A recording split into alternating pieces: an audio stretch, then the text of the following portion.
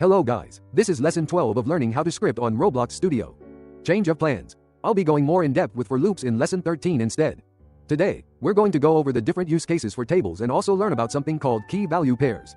But first, let's start with the different ways you can use tables in your game.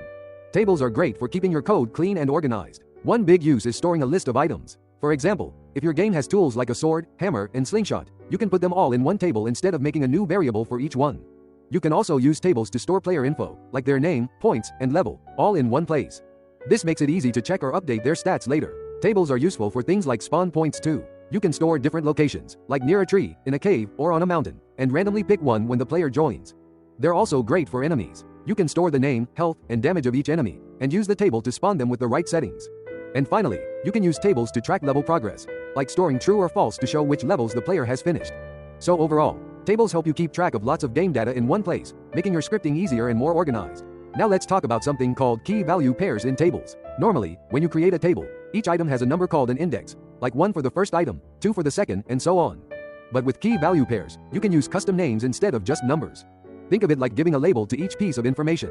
The key is the label, and the value is the data you want to store. This makes your code easier to read because you don't have to remember what each number means. To create a key value pair in a table, you write the name of the key, then an equal sign, and then the value.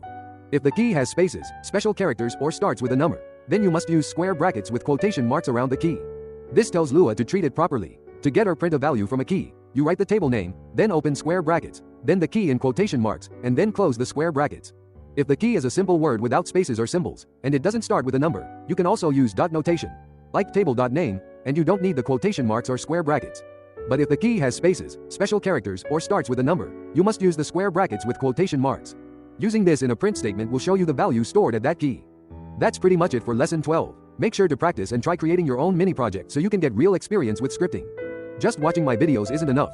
The best way to learn how to script is by actually doing it. Thank you for watching. Bye.